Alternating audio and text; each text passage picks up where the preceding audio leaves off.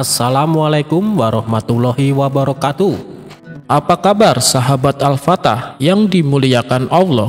Semoga kita dalam keadaan sehat, dilimpahkan rezekinya dan diberikan keberkahan dunia dan akhirat. Amin ya robbal alamin.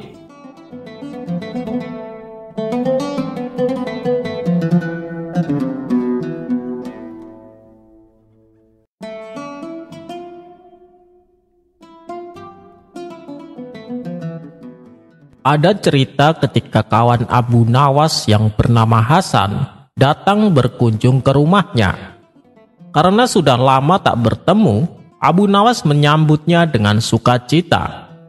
Ia pun segera mempersilahkan masuk dan diajak ngobrol ngalor ngidul. Mereka tampak asik membicarakan kenangan masa lalu ketika masih anak-anak. Bagaimana kalau kita main ke sungai sembari mengenang masa lalu? Ajak si Hasan. Abu Nawas pun setuju, maka berangkatlah keduanya ke sungai. Setibanya di sana, mereka duduk beristirahat di bebatuan yang ada di pinggir sungai. Saat keduanya sedang bercanda ria, tiba-tiba Abu Nawas terpleset dan jatuh ke dalam sungai. Abu Nawas yang tak bisa berenang berteriak minta tolong. Kemudian dengan sigap, Hasan langsung membantunya. Melihat Abu Nawas yang basah kuyup dan gemetaran, Hasan tertawa terpingkal-pingkal.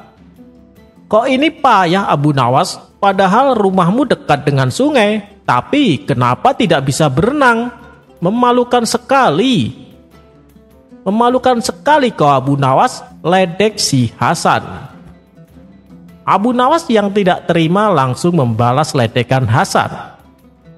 Sekarang aku mau tanya, rumahmu dekat dengan pasar burung bukan? Tanya Abu Nawas.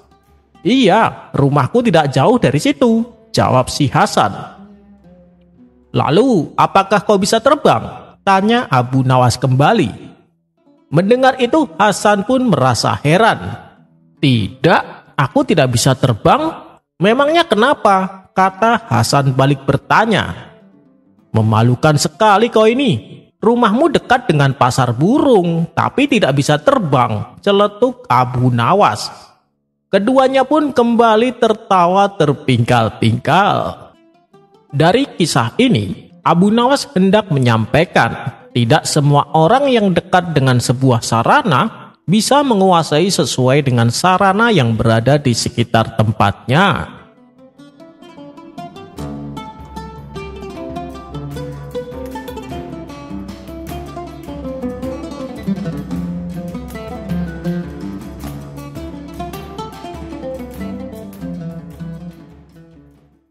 Dikisahkan ada seorang pemuda Yahudi yang suka meminum arak. Saking kecanduannya baik siang maupun malam, ia selalu menenggak minuman keras. Suatu hari saat bulan puasa, si pemuda menenggak arak di bawah pepohonan yang jaraknya tak jauh dari masjid. Padahal di bulan tersebut terdapat suatu larangan untuk tidak meminum minuman keras.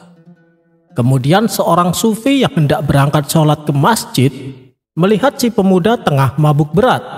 Ia kemudian singgah dan menyapa pemuda tersebut. Assalamualaikum, sapa sang sufi. Waalaikumsalam. Kemarilah tuan, duduk dan temani aku di sini, kata si pemuda di bawah pepohonan. Apa kamu tidak malu meminum arak pada hari yang suci ini? Bentak sang sufi. Tapi si pemuda seolah tidak peduli. Ia malah mengalihkan pembicaraan. Lihatlah tuan, betapa Tuhan menciptakan keindahan berupa pohon yang teduh dan air mancur yang mengalir. Apakah nanti di akhirat kita tidak dibilang menyia-nyiakan keindahan ini karena tidak mau menikmatinya? Si pemuda lalu merayu sang sufi untuk meminum arak bersamanya. Tentu saja ajakan tersebut ditolaknya mentah-mentah. Sang sufi semakin emosi kepada si pemuda, sehingga terjadilah perdebatan yang cukup lama. Setelah perdebatan tersebut, entah bagaimana ceritanya, sang sufi akhirnya tergoda untuk mencicipi minuman arak satu kali. Tetapi setelah tegukan pertama, ia kembali ingin meminumnya. Kejadian ini berulang-ulang dan akhirnya ia pun mabuk bersama si pemuda. Mereka berdua mabuk-mabukan sampai hari menjelang malam. Tidak lama kemudian, beberapa prajurit yang sedang tugas patroli mendapati mereka berdua telah mabuk berat. Keduanya pun segera ditangkap dan diseret ke pengadilan. Sesampainya di ruang pengadilan, Tuan Hakim terkejut bukan main melihat sang sufi tertangkap karena mabuk. "Apa kamu tidak malu dengan jubahmu? Bukankah kamu seorang imam masjid?" bentak sang hakim dengan penuh emosi. Kemudian Tuan Hakim perintahkan pengawal untuk menyeret sang sufi dijebloskan ke dalam penjara. "Lalu, siapa kamu?" tanya Tuan Hakim kepada si pemuda. Si pemuda lantas memberitahu kepada Tuan Hakim siapa namanya dan apa agamanya.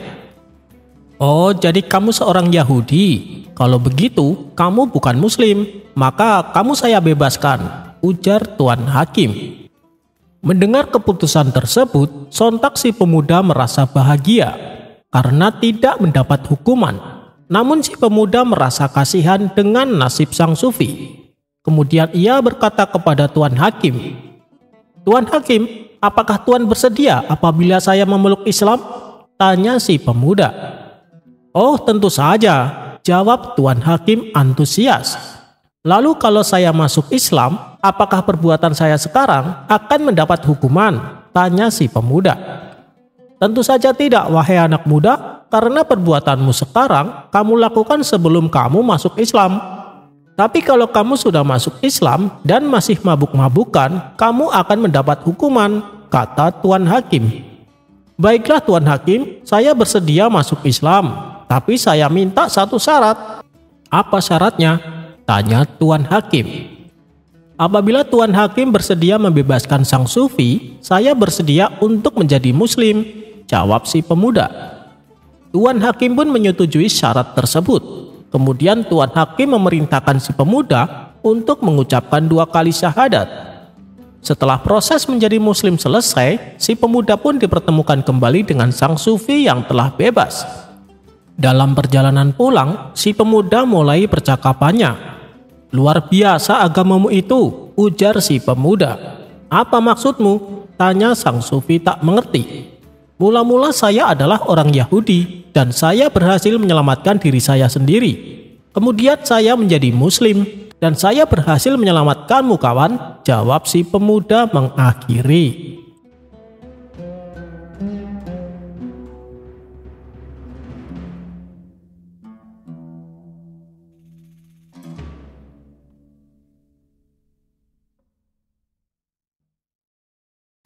Abu Nawas terlalu sering mengerjai banyak orang. Bahkan baginda raja sendiri tak luput dari keusilan Abu Nawas. Berulang kali sang raja ingin membalaskan dendam, namun selalu gagal. Yang ada malah sang raja sendiri yang kena batunya. Namun sepandai-pandainya tupai melompat, pasti akan jatuh juga. Itulah perumpamaan yang pas disematkan kepada Abu Nawas. Karena kali ini Abu Nawas yang kena apes dikelabui komplotan penipu. Akibatnya Abu Nawas kena semprot kemarahan istrinya. Ibarat sudah jatuh malah tertimpa tangga. Kejadian ini berawal ketika Abu Nawas disuruh oleh sang istri untuk menjual keledainya. Berangkatlah Abu Nawas menuju ke pasar. Di tengah perjalanan, Abu Nawas diperhatikan oleh 4 kawanan penipu. Mereka tidak tahu kalau orang tua yang membawa keledai adalah Abu Nawas. Begitu juga dengan Abu Nawas, tidak mengenal mereka sebagai komplotan penipu. Mereka lalu menyusun siasat untuk menipu Abu Nawas. Datanglah penipu pertama menghampiri Abu Nawas dengan mengaku sebagai juragan kambing. "Apakah Tuan hendak menjual kambingnya?" tanya penipu pertama. "Iya, tapi ini bukan kambing," balas Abu Nawas. "Loh, kalau bukan kambing, lalu itu hewan apa?" tanya penipu pertama dengan heran. "Ini adalah hewan keledai," tegas Abu Nawas. "Kalau kau anggap itu adalah keledai, silahkan jual aja sendiri ke pasar dan tanya harganya," ujar si penipu sambil tertawa dan berlalu meninggalkan Abu Nawas. Abu Nawas nampaknya belum terpengaruh dengan ucapan penipu pertama. Untuk meyakinkan bahwa hewan yang dibawanya adalah keledai, Abu Nawas menaikinya dan melanjutkan perjalanan menuju pasar. Belum sampai ke pasar, Abu Nawas kemudian dihampiri penipu kedua. "Dasar orang tua stres, hewan kambing kok ditunggangi," ucap penipu kedua. Abu Nawas kaget mendengarnya. Ia pun membalas omongan penipu kedua. "Apakah Tuan buta? Ini kan keledai," gerutu Abu Nawas. "Kalau ini kambing, mana mungkin aku menungganginya," balas Abu Nawas melanjutkan. Penipu kedua pura-pura tertawa mendengar jawaban Abu Nawas. "Orang stres kalau diberitahu bukannya terima kasih tapi malah nyolot," ucap penipu kedua sambil berlalu meninggalkan Abu Nawas. Abu Nawas masih belum terpengaruh dengan upaya penipu kedua. Ia tetap melanjutkan perjalanannya menuju ke pasar. Kemudian datanglah penipu ketiga menghampiri Abu Nawas. "Baru kali ini lihat ada kambing yang begitu kuat," ucap penipu ketiga kepada Abu Nawas. "Apa maksudmu?" tanya Abu Nawas heran. "Kambing Anda ini bisa kuat berjalan, padahal engkau menaikinya," jawab penipu ketiga dan berlalu meninggalkan Abu Nawas. Pikiran Abu Nawas mulai goyah. "Ini kambing atau keledai?" tanya Abu Nawas dalam hati. Karena sudah 3 orang yang ia jumpai, mereka semua mengatakan bahwa hewan yang dibawanya adalah kambing. Abu Nawas pun mulai timbul keraguan. Apakah ini kambing atau keledai? Kesempatan ini langsung dimanfaatkan oleh penipu keempat. Ia segera menghampiri Abu Nawas. "Apakah kamu hendak menjual kambingnya?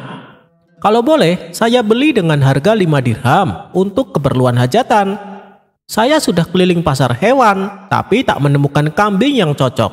Begitu melihat kambing Anda, saya merasa tertarik, karena terlihat bersih dan agak gemukan," kata si penipu keempat kepada Abu Nawas. Dengan nada ragu, Abu Nawas bertanya, "Apakah Anda yakin ini adalah kambing? Bukankah ini keledai?" Si penipu keempat menjawab, "Ya iyalah, itu hewan kambing. Masa saya mau menyembelih keledai untuk hajatan?" Akhirnya dengan berat hati, Abu Nawas menjual keledainya kepada penipu keempat dengan harga 5 dirham. Setelah sampai di rumah, Abu Nawas lalu menjadi bulan-bulanan istrinya. Ia diomeli habis-habisan karena bisa-bisanya dibodohi dan ditipu. Sang istri marah karena harga keledai yang seharusnya laku 50 dirham hanya dijual 5 dirham. Itu sama saja seperti harga kambing. Karena tak tahan dengan omelan istrinya, Abu Nawas lalu pergi keluar rumah. Ia pergi ke hutan untuk menyendiri. Dalam kesendiriannya, Abu Nawas tak habis pikir, kenapa ia bisa dikelabui oleh 4 kawanan penipu yang tak dikenalnya. Dan ia berniat membalas dendam perlakuan mereka. Bukan Abu Nawas namanya kalau tidak menemukan ide yang cemerlang. Ia segera memotong kayu kecil di hutan, lalu dipahatnya hingga menyerupai tongkat. Setelah tongkat tersebut jadi, Abu Nawas mulai melancarkan aksinya. Tapi sebelum aksinya dimulai, Abu Nawas terlebih dahulu mendatangi semua toko dan warung di pinggiran pasar. Selanjutnya Abu Nawas kembali pulang ke rumah. Hari yang ditunggu pun tiba. Dengan membawa tongkat yang dibuatnya, Abu Nawas pergi menuju pasar. Setibanya di pasar, Abu Nawas berkeliling mencari keberadaan 4 kawanan penipu.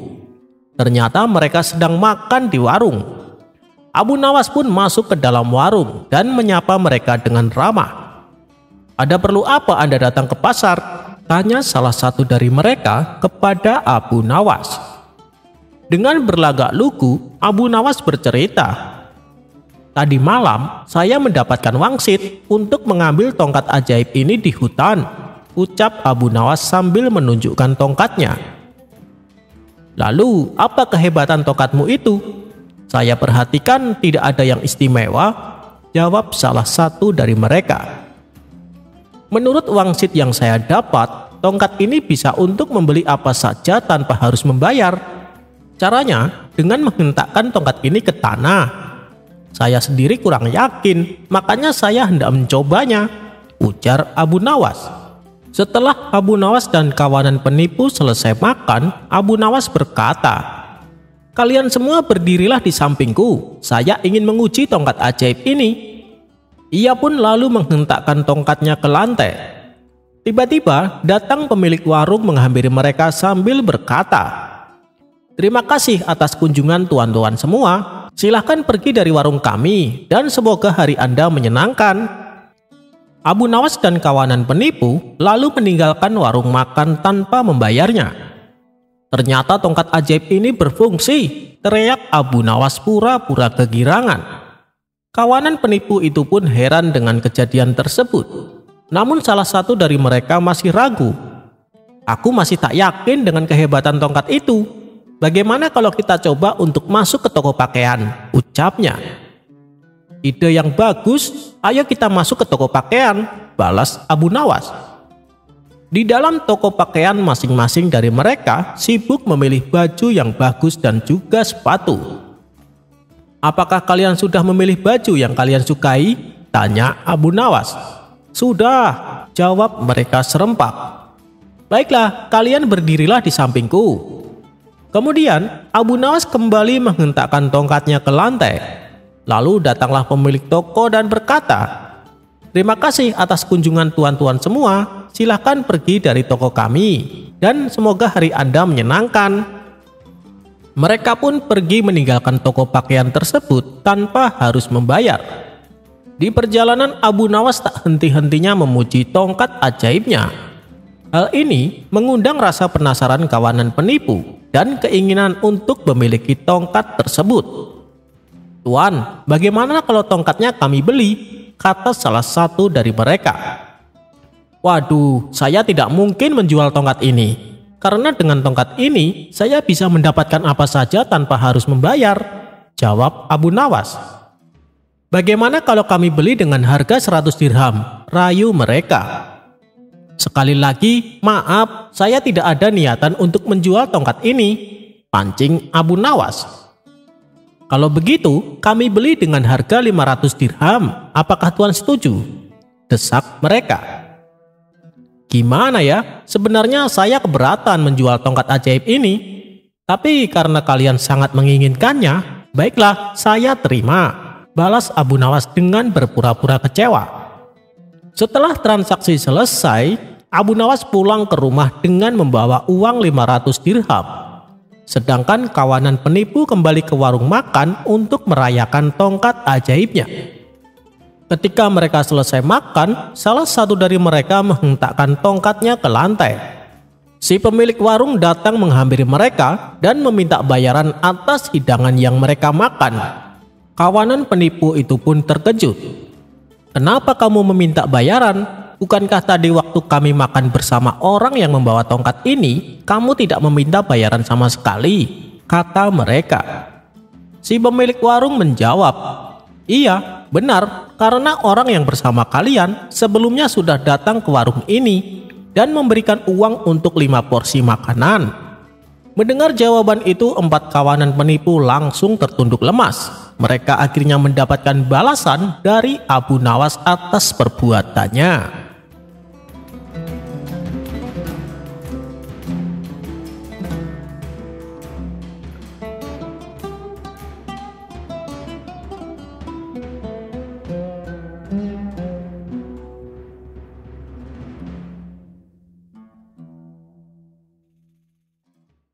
Bukan sekali dua kali, Abu Nawas melancong ke negeri tetangga.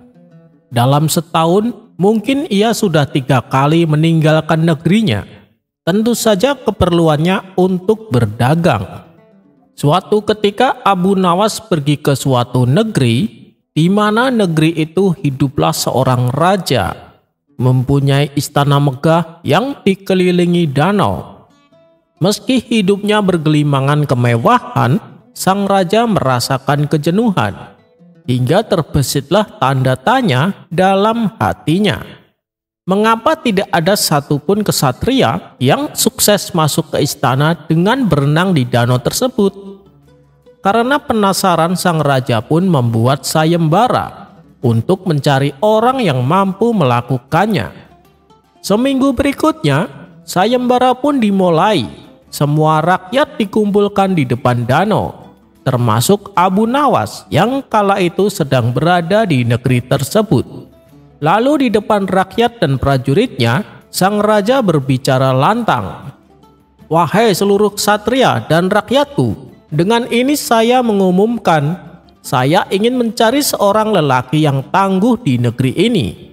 Jadi saya menantang kalian semua untuk berenang di danau ini menuju istanaku.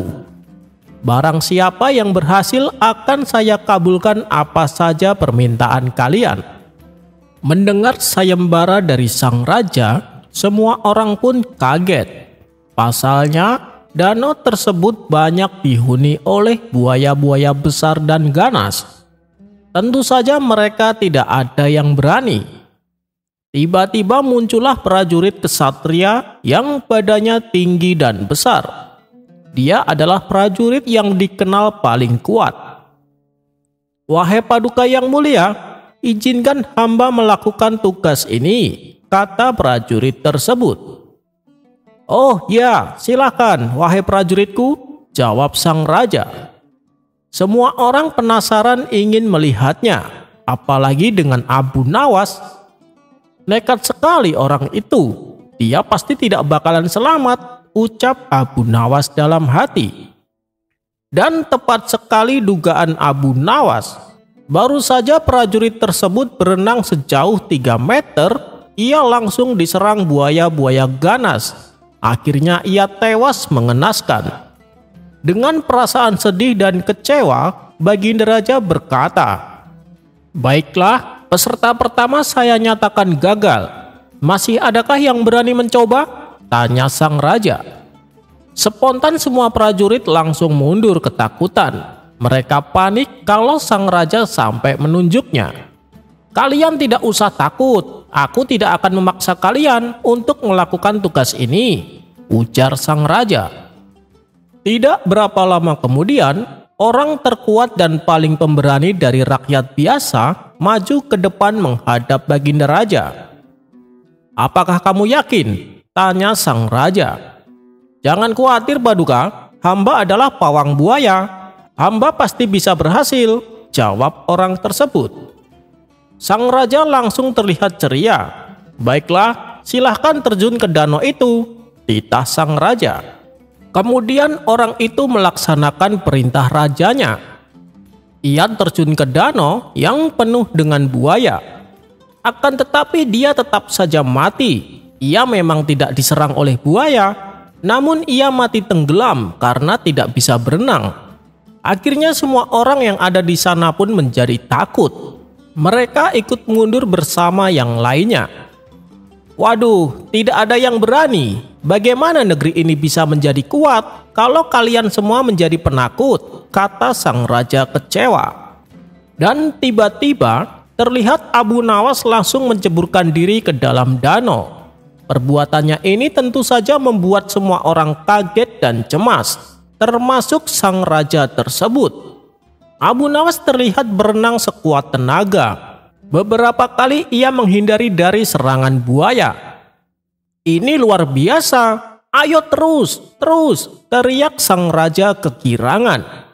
Yang lain pun turut menyemangati Abu Nawas, sampai akhirnya Abu Nawas berhasil dan tiba di istana dengan selamat, tidak kurang satu apapun. Sang raja segera menghampiri Abu Nawas. "Benar-benar mengagumkan, kamu hebat sekali. Tapi sepertinya kamu bukan orang negeri ini. Siapa namamu dan dari mana asalmu?" tanya Baginda Raja. Abu Nawas yang dalam keadaan basah kuyup dan gemeteran menjawab raja tersebut. Nama saya Abu Nawas, saya dari negeri Baghdad, jawab Abu Nawas. Baiklah, meskipun kamu bukan orang sini, tapi saya akan tetap menepati janjiku. Sekarang apa yang kau inginkan? Tanya Baginda Raja. Saya ada satu permintaan, balas Abu Nawas. Apa itu? Apakah kau ingin menikah dengan putriku? Tanya sang raja. Bukan itu, jawab Abu Nawas. Sang raja sedikit terkejut. Bagaimana mungkin sang putri yang cantik jelita ditolaknya mentah-mentah? Apa kau ingin istana dan hartaku? Tanya sang raja mulai cemas. Itu juga bukan. Aku tidak menginginkan semua itu, saut Abu Nawas. Sang raja lega mendengarnya. Ia pun kembali bertanya kepada Abu Nawas. Lalu apa yang kau inginkan?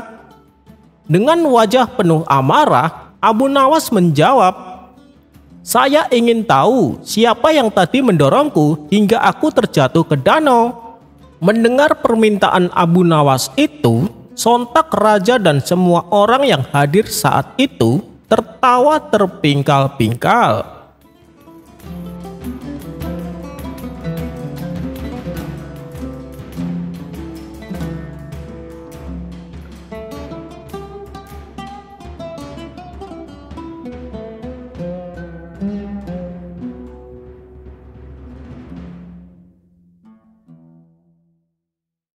Suatu ketika suasana majelis tempat pengajar Abu Nawas gaduh oleh ulah para muridnya yang pada bercanda. Namanya saja anak kecil, ketika gurunya tidak ada di tempat, maka mereka memanfaatkannya untuk bermain. Suasana gaduh di dalam majelis yang semakin menjadi-jadi membuat Abu Nawas segera mendatanginya. Mengetahui gurunya telah datang, para murid ini langsung pura-pura diam semua. Kalian saya tinggal sebentar saja, bukannya belajar tapi malah bikin gaduh, kata Abu Nawas menasehati. Kalian ditanya pelajaran saja tidak ada yang bisa menjawab, tapi kalian malah bercanda dan bermain seenaknya. Lalu apa tujuan kalian datang ke majelis ini? Apakah kalian ingin seperti keledai yang dungu dan bodoh? Ayo, siapa yang ingin seperti keledai bodoh? Silahkan maju ke depan dan berdiri, hardik Abu Nawas. Semua muridnya terdiam, tidak ada satupun yang berani menatapnya. Beberapa menit suasana menjadi hening. Tiba-tiba dari arah pojok, ada salah satu murid yang maju ke depan dan berdiri di samping Abu Nawas. Melihat tingkah muridnya yang satu ini membuat Abu Nawas heran. Apakah kamu ingin seperti keledai yang bodoh? Tanya Abu Nawas kepada muridnya. Bukan begitu guru, tapi kan guru mengatakan kalau ingin seperti keledai yang bodoh disuruh berdiri di depan. Saya cuma tidak tega melihat guru berdiri sendirian di depan. Makanya saya berdiri di sini untuk menemani guru, ucap murid itu dengan polosnya. Mendengar penuturan muridnya tersebut, wajah Abu Nawas langsung memerah menahan malu. Ia baru menyadari akan kata-katanya sendiri.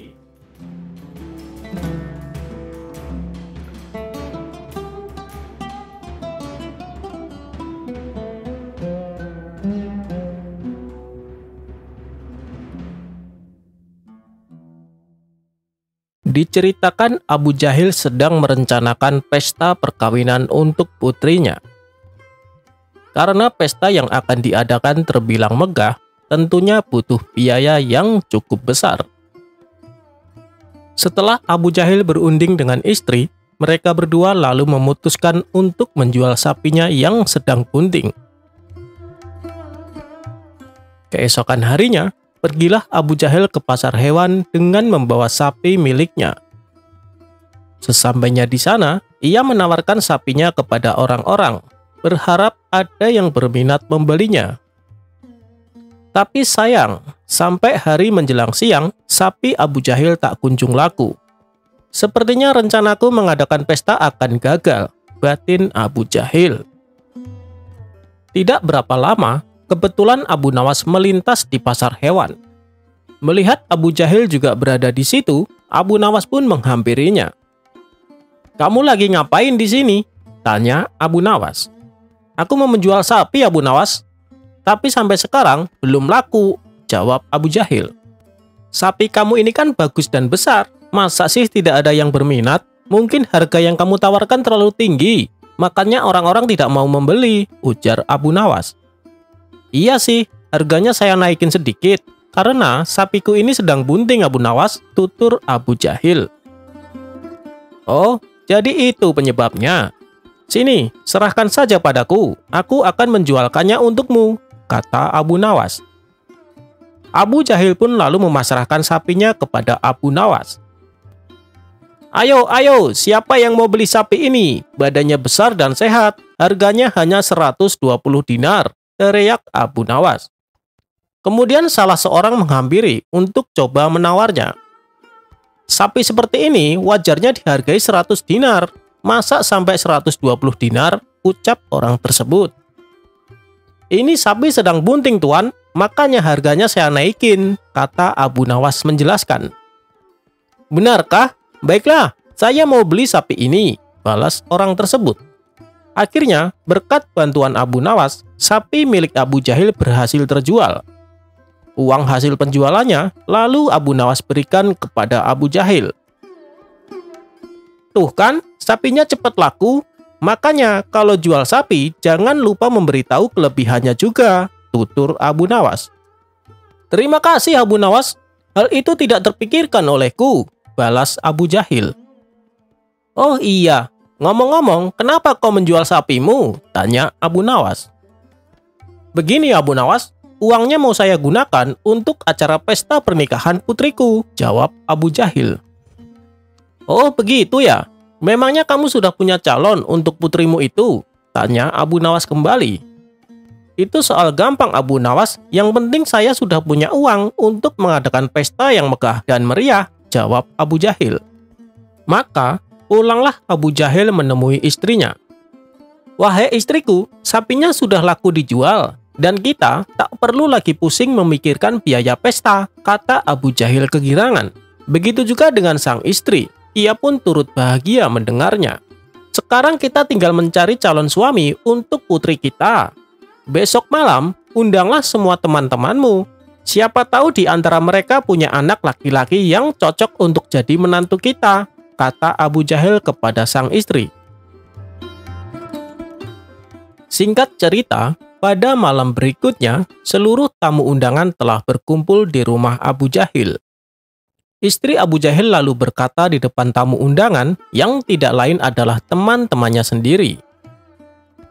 "Para hadirin sekalian, rencananya saya akan mengadakan pesta besar-besaran untuk perkawinan putriku, tapi aku masih bingung mencari calon suami untuk putriku itu.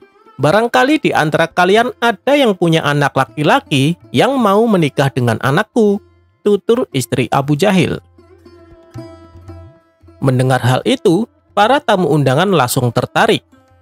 Di antara mereka ada juga yang saling berbisik. "Anak putrinya kan cantik sekali. Sayang aku tidak punya anak laki-laki." Yang lain pun menimpali. "Aku punya anak laki-laki. Sayangnya ia sudah menikah." "Aku juga punya anak laki-laki, tapi sayang ia sudah bertunangan," saut yang lain juga. Karena belum ada tamu yang merespon tawaran tersebut, Abu Jahil mengira para tamunya tidak ada satupun yang berminat. Maka, tiba-tiba Abu Jahil berdiri dan berkata di hadapan para tamunya, "Yang terpilih sebagai calon suami anakku adalah pemuda yang sangat beruntung. Karena putriku bukan hanya cantik, tapi dia juga sedang bunting 2 bulan." Mendengar hal itu, sontak para tamu undangan terkejut dibuatnya. Begitu juga dengan istri Abu Jahil. Akibat perkataannya, semua tamu undangan langsung membubarkan diri. Tentu saja mereka tidak mau menikahkan anaknya dengan anak Abu Jahil. Betapa marah dan kecewanya sang istri kepada Abu Jahil selaku suaminya. "Kamu ini kenapa sih? Kenapa bicara sembarangan?" bentak sang istri. "Memangnya saya salah apa?" tanya Abu Jahil keheranan. "Anak kita kan masih perawan. Kenapa kamu bilang sedang bunting 2 bulan? kata sang istri penuh emosi. Iya, saya tahu anak kita masih perawan, tapi tujuannya kan baik, supaya yang menikah dengan anak kita merasa beruntung, ujar Abu Jahil. Beruntung apanya? Kamu malah membuat acaranya berantakan, kata sang istri bertambah emosi. Kenapa sih kamu sampai berkata seperti itu? Tanya sang istri merasa heran. Begini, tadi siang waktu aku menjual sapi di pasar, tidak ada seorang pun yang mau membelinya. Padahal sapinya besar dan sehat. Lalu datang Abu Nawas membantuku. Dia lantas memberitahu kepada orang-orang kalau sapi yang aku bawa sedang bunting 2 bulan. Tidak butuh waktu lama, sapinya langsung laku terjual. Makanya saya pakai cara Abu Nawas supaya putri kita cepat laku, kata Abu Jahil dengan polosnya. Sang istri langsung menepuk jidat dengan penjelasan Abu Jahil.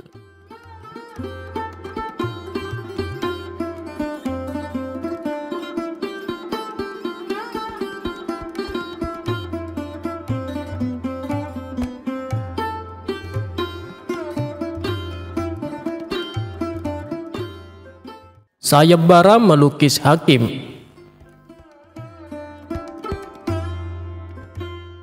Abu Nawas menang sayembara melukis hakim bermata sipit hingga dapatkan uang emas. Abu Nawas merupakan tokoh sufi dan pujangga Arab yang terkenal di kota Baghdad. Ia juga dikenal dengan sosok yang cerdas dan cerdik dalam menyikapi segala problematika dalam hidupnya. Karena kecerdasannya, Abu Nawas sering diundang ke istana untuk mengatasi permasalahan yang tengah terjadi. Sebagaimana dalam kisahnya ada seorang hakim istana yang menderita cacat sejak lahir di matanya. Mata kirinya sipit, sedangkan mata kanannya normal. Permintaan hakim ini terkadang aneh dan sulit dimengerti oleh orang-orang istana. Pernah suatu hari, hakim yang bermata sipit ini mengadakan sayembara untuk melukis dirinya sendiri. Apabila lukisannya dianggap bagus, maka akan mendapatkan hadiah uang emas. Namun apabila lukisannya dianggap jelek, maka ia akan dipenjara. Maka saat itulah dikumpulkan pelukis-pelukis handal di seluruh kota Baghdad. Ketika perlombaan melukis dimulai, para warga berbondong-bondong menuju ke rumah Tuan Hakim untuk menyaksikannya. Abu Nawas yang sedang berjalan-jalan santai tidak sengaja melihat keramaian di rumah Tuan Hakim. Ia pun segera mendekat dan bertanya kepada salah satu warga. "Ada apa ini? Banyak orang berkumpul?" tanya Abu Nawas. "Ada lomba lukis," jawab orang tersebut. Karena dibuat penasaran, Abu Nawas semakin maju ke depan. "Oh, ternyata lomba melukis Tuan Hakim," gumam Abu Nawas dalam hati. Namun di antara semua pelukis hebat, ternyata banyak yang memilih mengundurkan diri karena resiko yang berat apabila lukisannya dianggap jelek. Sehingga hanya tersisa 2 orang pelukis yang nekat mengikuti sayembara tersebut. Kesempatan itu tidak disia-siakan oleh Abu Nawas. Ia langsung menghadap Tuan Hakim guna mengikuti sayembara tersebut. "Wahai Tuan Hakim, bolehkah saya mengikuti lomba ini?" tanya Abu Nawas. "Boleh saja Abu Nawas, tapi kamu harus tahu peraturannya kan?" kata Tuan Hakim. "Peraturannya apa Tuan?" tanya Abu Nawas kembali. "Peraturannya adalah kalau lukisanmu saya anggap bagus, kamu akan mendapatkan hadiah uang emas. Tapi kalau lukisanmu saya anggap jelek, maka kamu harus dihukum penjara," kata Tuan Hakim menjelaskan. "Oh, itu. Baiklah, saya siap mendaftar Tuan Hakim," balas Abu Nawas dengan penuh percaya diri. Singkat cerita, setelah beberapa lama kemudian, mereka bertikabun telah berhasil menyelesaikan lukisannya. Kedua pelukis handal dan Abu Nawas itu pun siap menyerahkan masing-masing hasil lukisannya. Pelukis pertama maju dengan menyerahkan hasil lukisannya kepada Tuan Hakim. Ia melukis Tuan Hakim sesuai dengan kondisinya, yaitu mata sipit di sebelah kirinya. Melihat hal itu, Tuan Hakim menjadi murka. "Lukisan apa ini? Kau mengejekku," hardik Tuan Hakim. Karena dianggap gagal, pelukis pertama pun langsung dijebloskan ke dalam penjara. Dilanjutkan pelukis kedua maju dan menyerahkan hasil lukisannya. Ia melukiskan Tuan Hakim dengan kondisi mata normal semua, sehingga terlihat tidak cacat pada matanya. Namun lukisan tersebut juga membuat Tuan Hakim marah. "Beraninya kamu, apa maksudmu melukis wajahku dengan keadaan mata sempurna? Seolah aku tidak mensyukuri nikmat Allah." Pelukis kedua juga dianggap gagal. Ia pun dimasukkan ke penjara. Tibalah giliran Abu Nawas untuk menunjukkan hasil lukisannya. Ia segera maju dan menyerahkan hasil lukisannya. Dalam lukisan tersebut, Abu Nawas menggambarkan Tuan Hakim dengan jubah kebesarannya sedang memanah yang seolah-olah sedang memicingkan mata kirinya. Melihat hasil karya lukisan Abu Nawas, sang Tuan Hakim pun langsung berkata, "Ini adalah lukisan terbaik yang pernah aku lihat," puji Tuan Hakim kepada Abu Nawas. Akhirnya, Abu Nawas pun mendapatkan hadiah emas dari Tuan Hakim berkat lukisan indahnya yang dibuatnya. Itulah kisah kecerdikan Abu Nawas dalam melukis Tuan Hakim.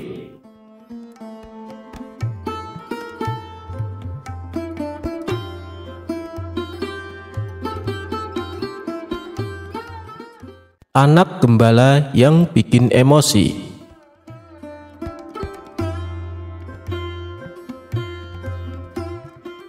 Pada suatu hari, Baginda Raja menyuruh beberapa pengawal untuk memanggil Abu Nawas datang ke istana.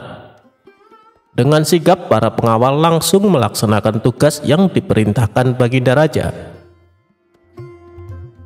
"Tuan Abu, Anda diminta datang ke istana sekarang juga," perintah para pengawal istana. Abu Nawas yang sedang duduk santai merasa sedikit terganggu dengan perintah tersebut. "Apakah tidak bisa menunggu besok saja? Aku sedang malas keluar," tukas Abu Nawas. "Ini titah paduka raja, Tuan. Tuan Abu harus mematuhinya," balas si pengawal.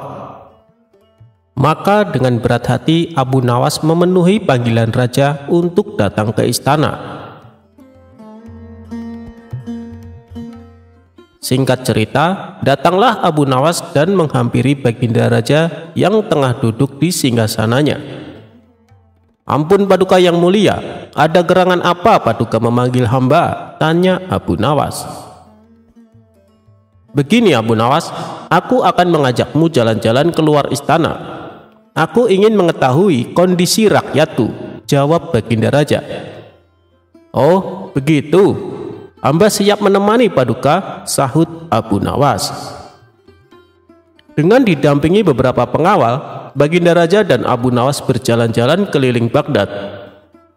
Di setiap kampung yang mereka lalui membuat Baginda Raja merasa bangga dan puas karena kondisi ekonomi rakyatnya kini bertambah makmur dan sejahtera. Hingga sampailah mereka di sebuah pedesaan yang jauh dari hiruk-pikuk keramaian kota di sana. Baginda Raja mendapati ada seorang anak gembala yang tengah duduk istirahat sambil mengamati domba-domba peliharaannya. Domba-dombanya sehat dan gemuk-gemuk. Anak itu pasti pandai merawatnya, kata Baginda Raja dalam hati. Karena merasa penasaran, Baginda Raja lalu mengajak Abu Nawas untuk menghampirinya. "Abu Nawas, coba kau tanya anak itu, bagaimana cara dia merawat domba-dombanya?" bisik Baginda Raja kepada Abu Nawas. "Siap paduka yang mulia," balas Abu Nawas. Maka Abu Nawas pun mulai bertanya kepada si anak gembala. "Boleh saya tanya sesuatu?" ucap Abu Nawas. "Boleh, silahkan Tuan," jawab si anak. "Domba-dombamu sehat dan gemuk, kamu kasih makan apa?" tanya Abu Nawas. "Domba yang mana dulu nih, yang hitam atau yang putih?" kata si anak balik bertanya. "Domba yang hitam dulu deh," jawab Abu Nawas. "Oh, kalau yang hitam, dia makannya rumput basah," balas si anak. Lalu, kalau domba yang putih kamu kasih makan apa? Tanya Abu Nawas kembali. Yang putih juga sama, dia makannya rumput basah, jawab anak gembala. Abu Nawas hanya geleng-geleng kepala mendengar jawaban tersebut. Kemudian ia bertanya kembali. Domba-domba ini per tahunnya menghasilkan banyak bulu ya? Tanya Abu Nawas. Domba yang mana dulu? Yang hitam atau yang putih? Balas si anak gembala. Dengan sedikit kesal, Abu Nawas berkata, yang hitam dulu deh. Oh, kalau yang hitam banyak, 10 kg per tahun, jawab si anak gembala. Lalu, kalau domba yang putih berapa kilogram per tahunnya? Tanya Abu Nawas penasaran. Yang putih juga sama Tuan, jawab si anak gembala. Sementara Abu Nawas masih bisa menahan emosinya, ia pun kembali bertanya, apakah domba-domba itu menghasilkan susu? Si anak gembala menjawab, domba yang mana duluan, yang hitam atau yang putih? Dengan nada kesal. Abu Nawas membalas, yang hitam dulu deh. Oh, kalau yang hitam, alhamdulillah, selalu menghasilkan susu Tuan, jawab si anak gembala. Memangnya kalau yang putih tidak menghasilkan susu? Tanya Abu Nawas. Yang putih juga sama Tuan, tiap bulan pasti menghasilkan susu, jawab si anak. Karena tak kuat menahan emosi, Abu Nawas lalu membentak si anak gembala. Woi bocah, kenapa sih kamu selalu membedakan antara domba hitam dan domba putih, kalau ternyata jawabannya sama saja? Si anak gembala spontan ketakutan dibuatnya. Lalu dengan bibir bergetar, si anak menjawab, maaf Tuan, soalnya domba yang hitam itu adalah milik saya Tuan. Mendengar alasan si anak gembala, Abu Nawas pun merasa bersalah karena terburu-buru emosi. Oh, begitu rupanya. Maafkan saya ya, habisnya saya tadi sempat emosi. Lalu, kalau yang putih punya siapa nak? Tanya Abu Nawas penuh kelembutan. Yang putih juga milik saya Tuan, jawab si anak. Seketika emosi Abu Nawas kembali memuncak. Ia pun memilih untuk meninggalkan si anak gembala. Dasar bocah sialan, gerutu Abu Nawas. Sementara Baginda Raja tertawa terpingkal-pingkal melihat kejadian tersebut.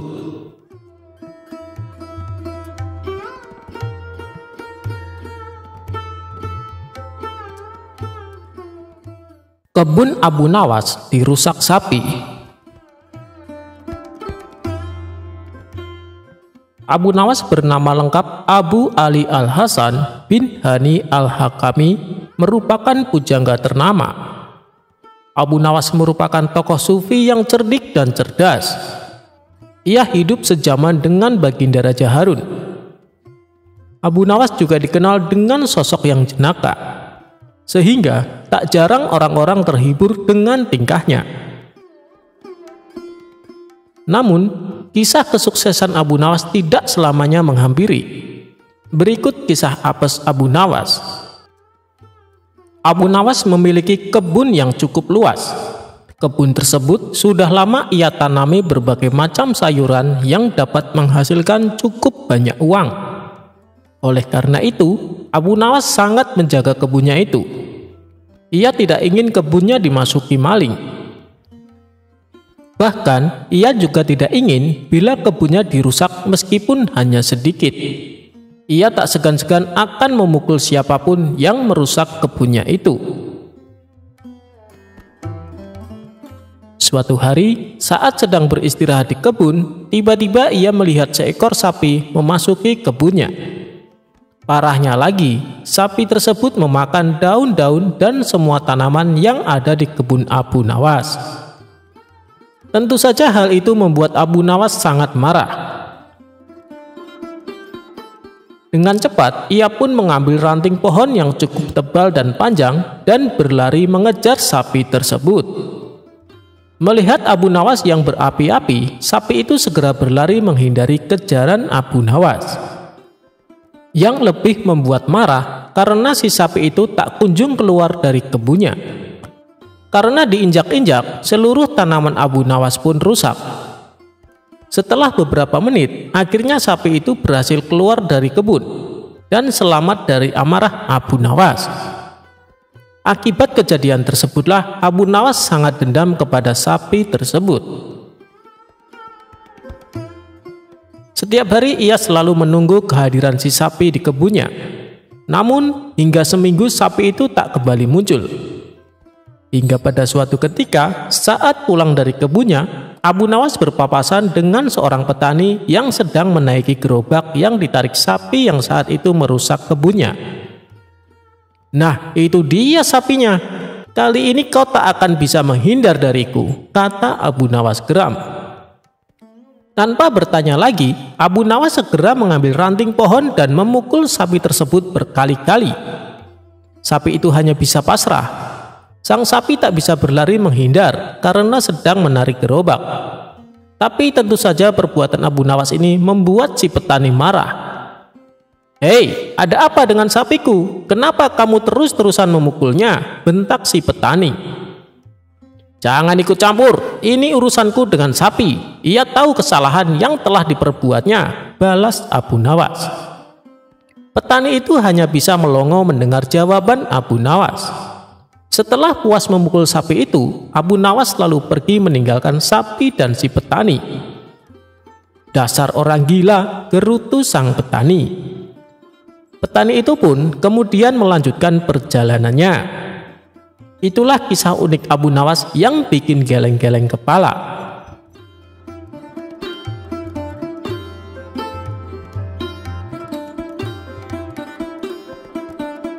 Abu Nawas mendapat hadiah gajah. Kisah Abu Nawas kali ini tentang dia melawan raja yang sombong. Kisah bermula suatu hari Raja bengis dan kejam bernama Bedul menjajah seluruh negeri Asia Tengah. Dia dan ribuan pasukannya tidak segan-segan menghancurkan siapa saja yang berani melawan. Raja Bedul dan pasukannya berencana menyerang kota Baghdad, negeri tempat tinggal Abu Nawas. Hal ini membuat semua warga ketakutan, termasuk Abu Nawas sendiri.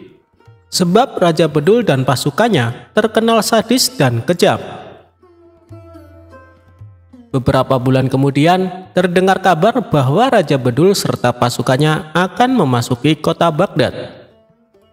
Abu Nawas selaku orang yang ditokohkan di sana, segera mengajak masyarakat berkumpul di alun-alun. Lantas ia naik ke atas mimbar dan berpidato di depan khalayak ramai. "Mari kita semua berdoa supaya pasukan Raja Bedul ditimpa musibah angin topan yang dahsyat sehingga mereka semua menjadi binasa," kata Abu Nawas. Semua warga yang kala itu berkumpul di alun-alun serentak menjawab amin dengan lantang. Tiba-tiba seorang pria berdiri dan bertanya kepada Abu Nawas, "Apakah engkau pernah melihat tentara Raja Bedul?" "Belum pernah, dan aku juga belum pernah melihatmu sebelumnya. Sepertinya kau bukan orang sini," jawab Abu Nawas. "Benar, aku memang bukan orang sini, karena aku adalah panglima tentara Raja Bedul," ujar orang itu. Sontak Abu Nawas terkejut. Begitu pula penduduk kota. Mereka tidak menyangka bahwa pasukan Raja Bedul sudah memasuki daerahnya.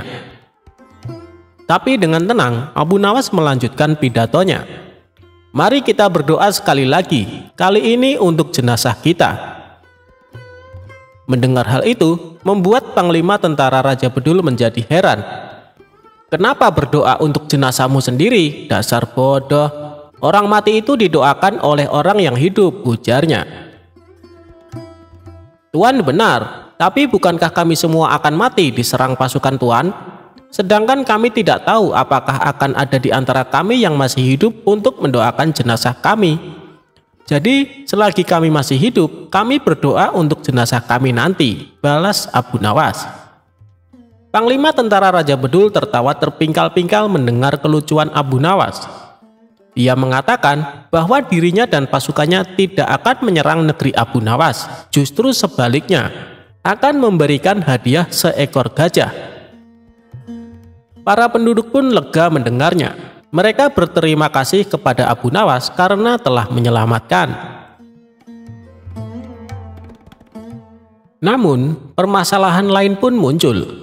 Kehadiran gajah tersebut membuat penduduk desa resah sebab memakan banyak hasil panen. Penduduk negeri pun mengadukan ini kepada Abu Nawas. Bagaimana ini Abu Nawas? Apa yang harus kita lakukan? Kita tidak mungkin membunuh atau menjual gajah itu kan? Bisa-bisa Panglima Tentara Raja Bedul akan murka, tutur salah seorang warga. Mereka semua menyalahkan Abu Nawas dan menuntut agar mengembalikan hadiah itu. Aku setuju dengan usul kalian, tapi dengan satu syarat. Kalian harus menemaniku saat menghadap sang Panglima, ujar Abu Nawas.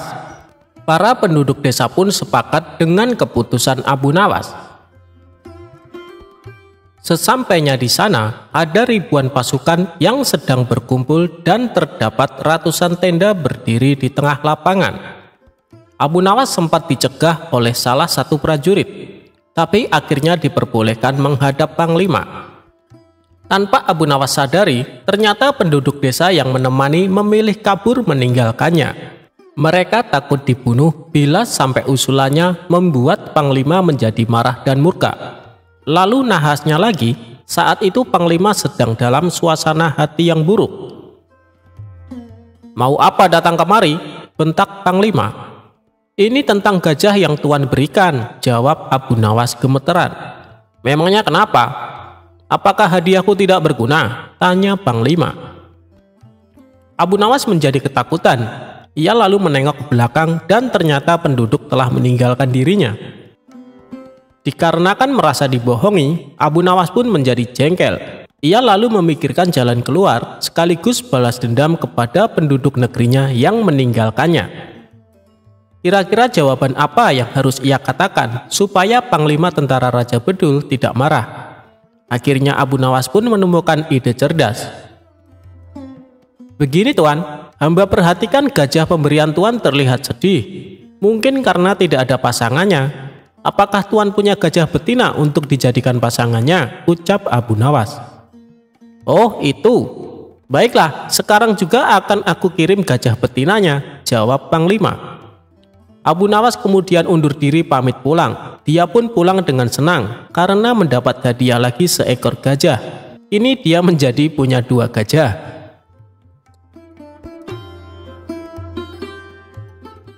Prajurit sombong kena batunya.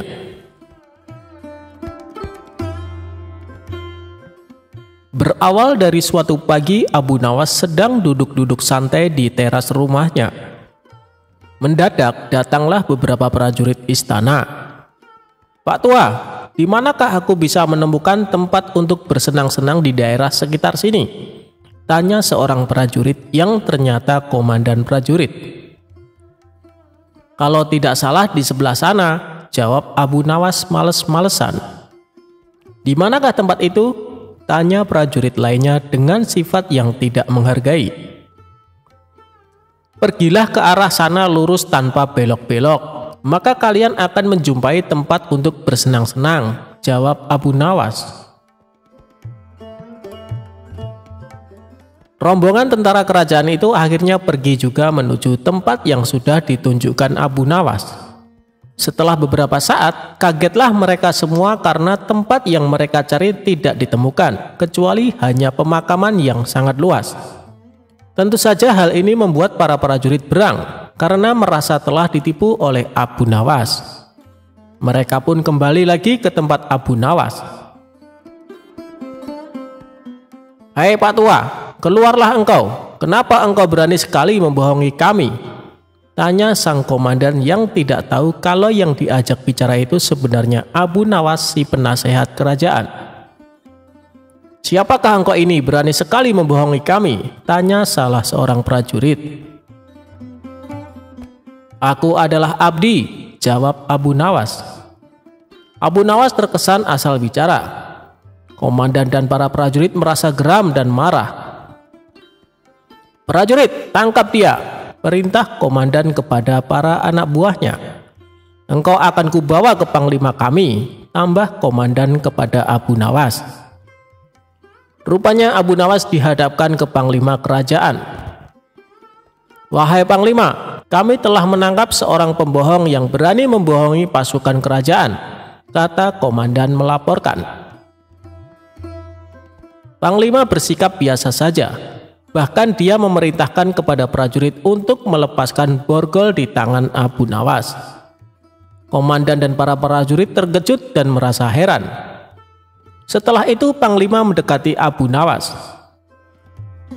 "Tuan, maafkan perbuatan anak buahku ini ya," kata Panglima itu dengan sangat sopan. Panglima dan Abu Nawas sudah saling mengenal. Mereka seringkali bertemu ketika sang khalifah mengundang ke istana. Betapa terkejutnya sang komandan dan para prajurit. Perasaan sombong dan congkak yang tadi menyelimuti mereka seakan berubah menjadi rasa takut. "Wahai Tuan Abu Nawas, sebenarnya kebohongan apa yang mereka sangkakan kepadamu?" tanya Panglima. "Wahai Panglima, mereka memintaku menunjukkan tempat untuk bersenang-senang. Tentu saja aku tunjukkan kuburan, karena kuburan adalah tempat yang lebih baik bagi orang-orang yang taat kepada Allah Subhanahu wa Ta'ala. Di sana pula dia akan mendapat hidangan yang nikmat dari Allah Subhanahu wa Ta'ala, terbebas dari rasa fitnah dan kejahatan manusia dan makhluk lainnya," jawab Abu Nawas serius. Panglima tersenyum mendengar penjelasan Abu Nawas. Komandan istana lantas buru-buru mendekati Abu Nawas. "Maafkan hamba Tuan Abu Nawas, andai saja hamba mengetahui bahwa Tuan adalah Tuan Abu Nawas, tentu kami tidak akan berani membawa Tuan ke hadapan Panglima," kata komandan lagi. "Wahai komandan, apakah aku telah membohongi kalian? Bukankah aku berkata benar? Aku adalah abdi, dan setiap orang adalah abdi Allah Subhanahu wa Ta'ala, termasuk kalian semuanya," tutur Abu Nawas. "Anda benar tuanku," jawab komandan dengan malu hati.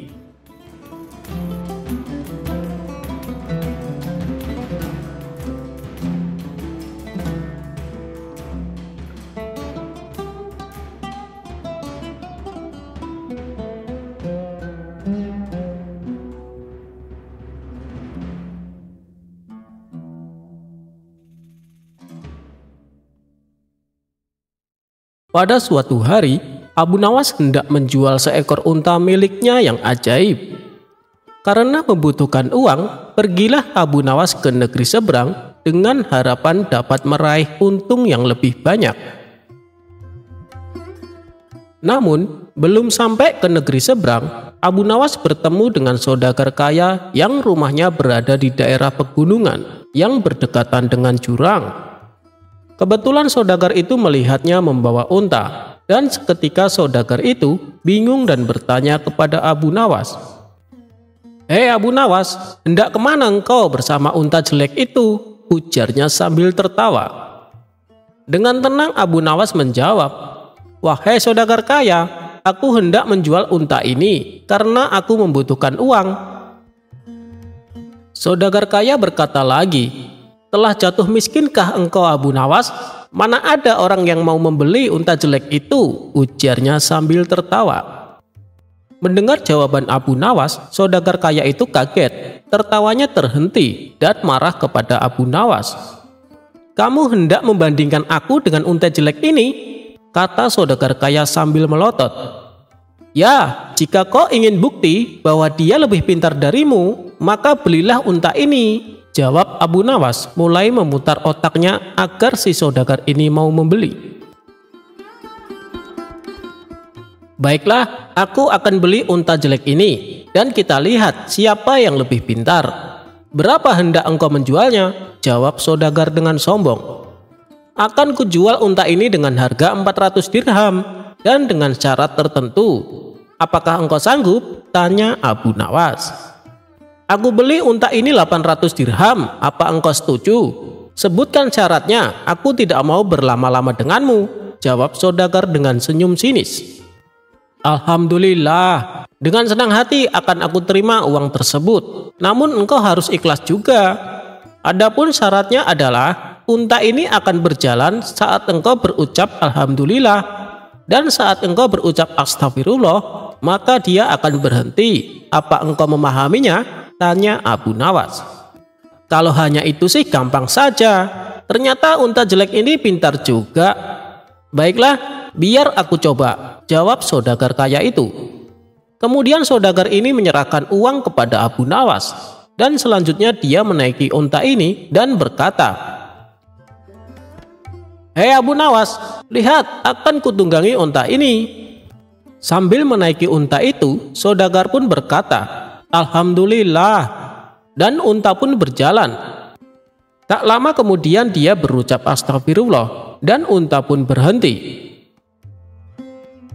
Kaget karena apa yang diucapkan Abu Nawas terbukti benar, akhirnya dia pun kesenangan dan mengucapkan alhamdulillah lagi.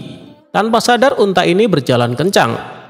Rupanya saudagar tidak mengetahui bahwa dia akan masuk ke jurang. Karena panik untanya tidak berhenti, akhirnya dia pun teringat kata-kata Abu Nawas, lalu berkata astagfirullah. Maka berhentilah unta itu tepat di pinggir jurang.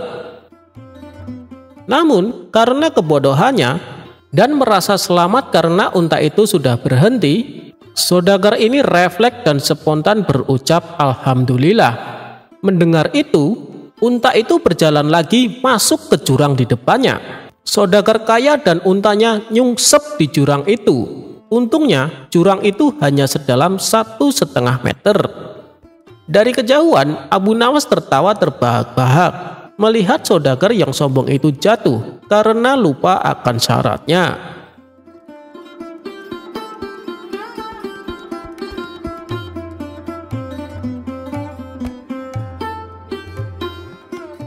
Menyuruh hakim pura-pura mati.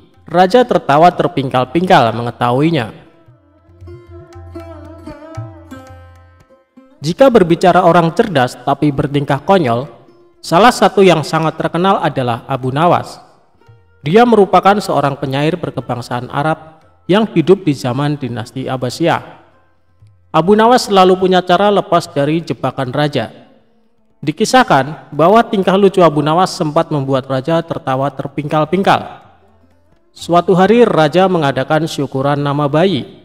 Dalam syukuran kali ini, raja tidak mengundang Abu Nawas karena dianggap akan mengacaukan acara.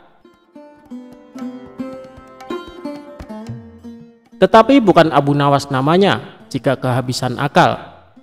Ia pun hadir meskipun tanpa diundang. Setibanya di istana, Abu Nawas langsung membaur dengan para tamu undangan. Para hadirin sekalian, saya ingin mengumumkan mulai hari ini, nama bayi ini adalah Jabnib, kata raja. Jangan Baginda Raja, jangan diberi nama Jabnib, ujar salah satu tamu protes kepada Baginda Raja. Ternyata tamu yang protes tersebut adalah Abu Nawas. Baginda Raja pun kaget. Bagaimana mungkin Abu Nawas datang kemari, gumam raja. Tapi raja membiarkan kedatangan Abu Nawas. Kenapa kamu protes dengan nama yang aku berikan? Tanya raja. Biasanya orang yang bernama Jabnib bersifat bodoh, Baginda Raja. Lebih baik diganti dengan nama lain saja, kata Abu Nawas tanpa beban. Raja merasa dipermalukan oleh Abu Nawas di depan tamu-tamu undangan. Mana buktinya kalau orang yang bernama Jabnib itu bodoh? Kalau kamu tidak bisa menjawab, akan aku hukum pancung, anjam raja.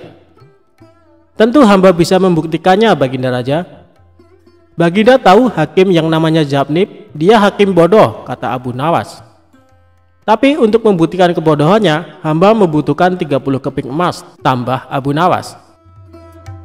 Raja pun menyetujui karena bakal ada tontonan menarik dari Abu Nawas. Hari itu Abu Nawas pulang dengan 30 keping emas. Keesokan harinya, Abu Nawas datang ke rumah hakim Jabnib dan membawa uang 10 keping emas.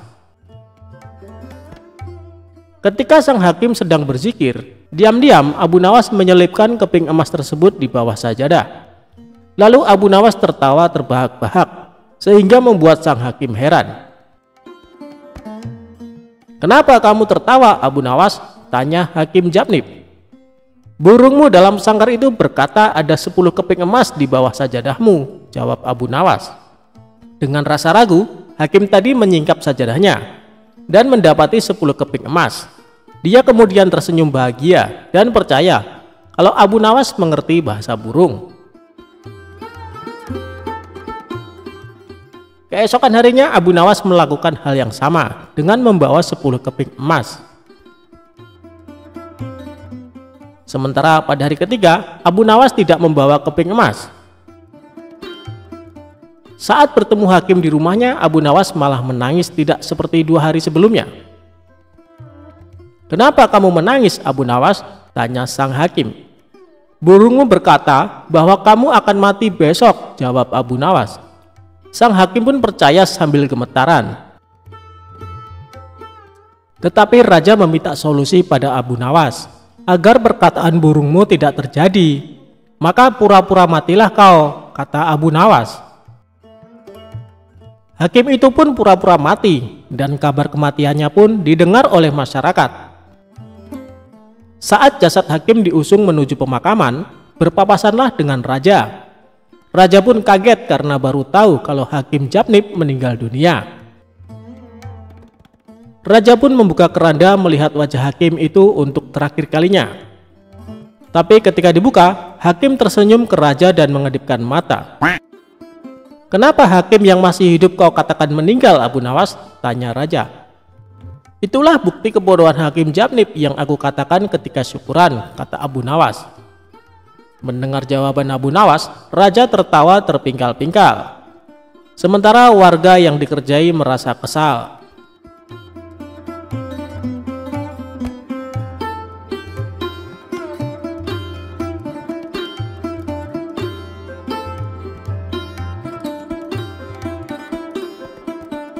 Cara mensiasati tukang bohong.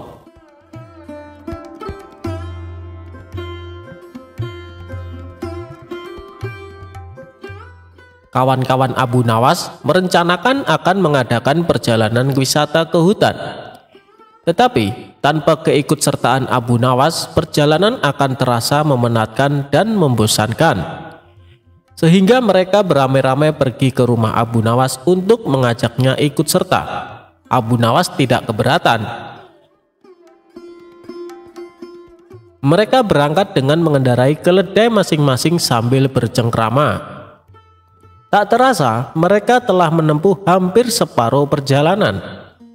Kini mereka tiba di pertigaan jalan yang jauh dari perumahan penduduk. Mereka berhenti karena mereka ragu-ragu.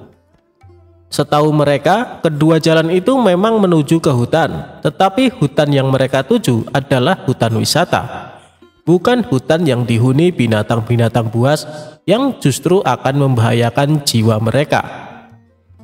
Abu Nawas hanya bisa menyarankan untuk tidak meneruskan perjalanan, karena bila salah pilih, maka mereka semua tak akan pernah bisa kembali. Bukankah lebih bijaksana bila kita meninggalkan sesuatu yang meragukan? Tetapi salah seorang dari mereka tiba-tiba berkata, "Aku mempunyai 2 orang sahabat yang tinggal dekat semak-semak sebelah sana. Mereka adalah saudara kembar. Tak ada seorang pun yang bisa membedakan keduanya, karena rupa mereka begitu mirip. Yang satu selalu berkata jujur, sedangkan yang lainnya selalu berkata bohong.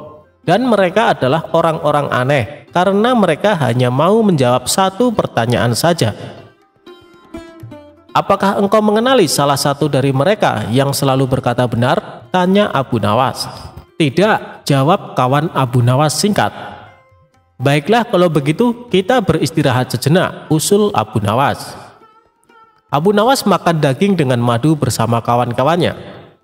Seusai makan, mereka berangkat menuju ke rumah yang dihuni 2 orang kembar bersaudara. Setelah pintu dibuka, maka keluarlah salah seorang dari 2 orang kembar bersaudara itu. "Maaf, aku sangat sibuk hari ini. Engkau hanya boleh mengajukan 1 pertanyaan saja, tidak boleh lebih," katanya. Kemudian Abu Nawas menghampiri orang itu dan berbisik. Orang itu pun juga menjawab dengan cara berbisik pula kepada Abu Nawas. Abu Nawas mengucapkan terima kasih dan segera memohon diri. "Hutan yang kita tuju melewati jalan sebelah kanan," kata Abu Nawas mantap kepada kawan-kawannya. "Bagaimana kau bisa memutuskan harus menempuh jalan sebelah kanan? Sedangkan kita tidak tahu apakah orang yang kita tanya itu orang yang selalu berkata benar atau yang selalu berkata bohong," tanya salah seorang dari mereka. Karena orang yang kutanya menunjukkan jalan yang sebelah kiri, kata Abu Nawas. Karena masih belum mengerti juga, maka Abu Nawas menjelaskan. Tadi aku bertanya, apa yang akan dikatakan saudaramu bila aku bertanya jalan yang mana yang menuju hutan yang indah? Bila jalan yang benar itu sebelah kanan, dan bila orang itu kebetulan yang selalu berkata benar, maka ia akan menjawab jalan sebelah kiri, karena ia tahu saudara kembarnya akan mengatakan jalan sebelah kiri sebab saudara kembarnya selalu berbohong. Bila orang itu kebetulan yang selalu berkata bohong, maka ia akan menjawab jalan sebelah kiri, karena ia tahu saudara kembarnya akan mengatakan jalan sebelah kanan, sebab saudara kembarnya selalu berkata benar.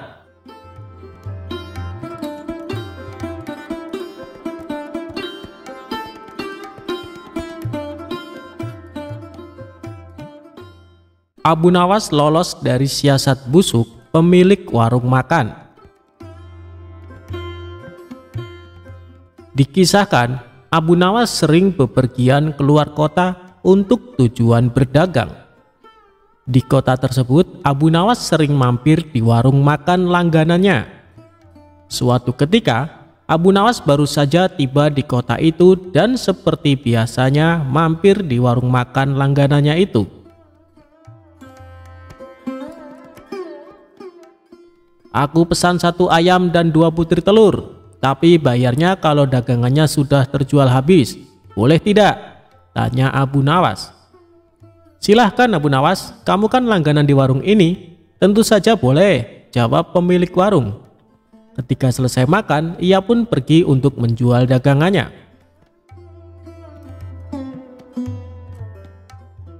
Setelah 3 bulan berlalu, dagangan Abu Nawas pun habis. Kemudian Abu Nawas pergi mendatangi kembali warung makan langganannya. Aku pesan makanan seperti dulu, 1 porsi ayam dan 2 butir telur, ucap Abu Nawas. Setelah Abu Nawas selesai makan, ia pun berkata, aku minta total tagihannya. Jangan lupa digabung dengan tagihan 3 bulan yang lalu, kata Abu Nawas.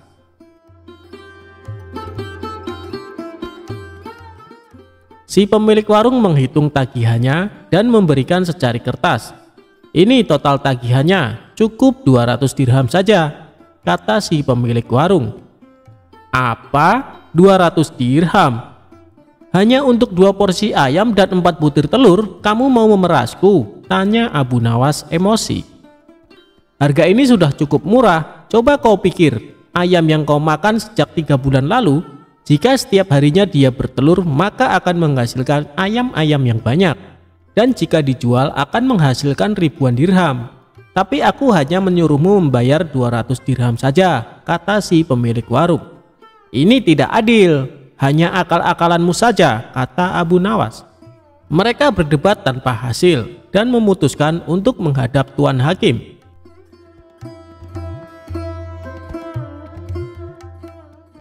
Ketika keduanya menemui hakim, ternyata hakim berpihak kepada pemilik warung. Lalu hakim bertanya, apakah kalian berdua menyepakati harga sejak 3 bulan yang lalu? Tanya Tuan Hakim. Tidak Tuan Hakim, jawab Abu Nawas. Kalau begitu ayam yang kamu makan kemungkinannya bisa menghasilkan ratusan ayam dan telur, tutur Tuan Hakim. Ya itu mungkin saja, tapi kalau ayamnya hidup. Sedangkan ayam yang aku makan sudah mati dan dimasak, balas Abu Nawas. Namun pendapat Abu Nawas tidak dihiraukan oleh Tuan Hakim karena ia cenderung memihak pada pemilik warung. Aku minta kasus ini ditangguhkan sampai besok pagi karena waktu sudah menjelang sore, pinta Abu Nawas. Permintaan Abu Nawas pun dikabulkan Tuan Hakim. Seharian Abu Nawas memikirkan cara agar bisa memenangkan kasusnya. Pada esok harinya, berangkatlah Abu Nawas menuju tuan rumah hakim. Setibanya di sana, ternyata si pemilik warung sudah datang lebih awal. Kenapa kau terlambat dan membuat mereka menunggu? Tanya Tuan Hakim. Maaf Tuan Hakim, Tadi ada tamu bisnis, ia minta biji gandum untuk ditanam. Terpaksa aku harus merebusnya dahulu, dan setelah matang aku berikan kepadanya untuk ditanam. Itulah yang membuatku datang terlambat, kata Abu Nawas. Mendengar itu, Tuan Hakim dan pemilik warung menertawakan Abu Nawas. Lalu dengan nada mengejek, si pemilik warung berkata kepada Abu Nawas, "Luar biasa, aku baru dengar ada biji gandum yang sudah direbus, ditanam, dan kemudian bisa tumbuh." Tuan Hakim dan pengacara tertawa terpingkal-pingkal. Setelah tawa mereka mereda, Abu Nawas berkata, "Itu memang aneh. Tapi kenapa kalian tidak tertawa ketika ada ayam yang sudah dimasak dapat bertelur dan berkembang biak, lalu dipatok harga sebesar 200 dirham?" kata Abu Nawas. Spontan Tuan Hakim dan pemilik warung terdiam, tak sepatah kata pun keluar dari mulut mereka. "Kenapa kalian terdiam?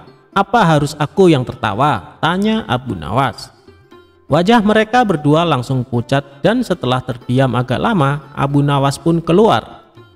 Dan akhirnya Abu Nawas dapat lolos dari siasat licik si pemilik warung.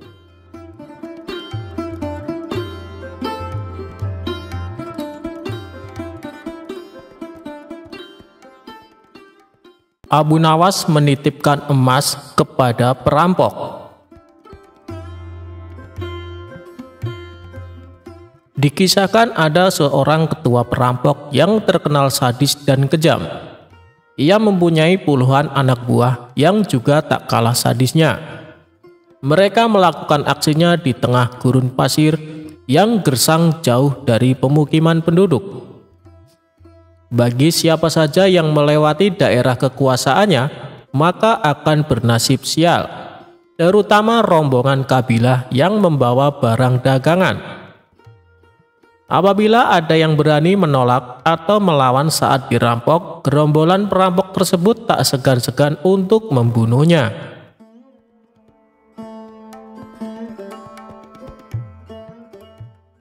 Suatu ketika, Tuan Hamid berencana pergi ke negeri seberang untuk membawakan pesanan sebuah perhiasan emas. Namun Tuan Hamid ragu untuk melakukannya, sebab ia harus melewati gurun pasir yang merupakan kawasan komplotan perampok sadis tersebut. Ia pun bingung dengan situasi yang dialaminya. Sementara ia juga harus mengirimkan emas pesanannya secepatnya.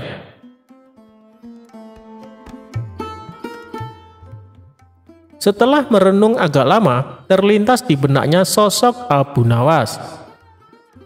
"Semoga saja dia bisa membantuku," pikir Tuan Hamid.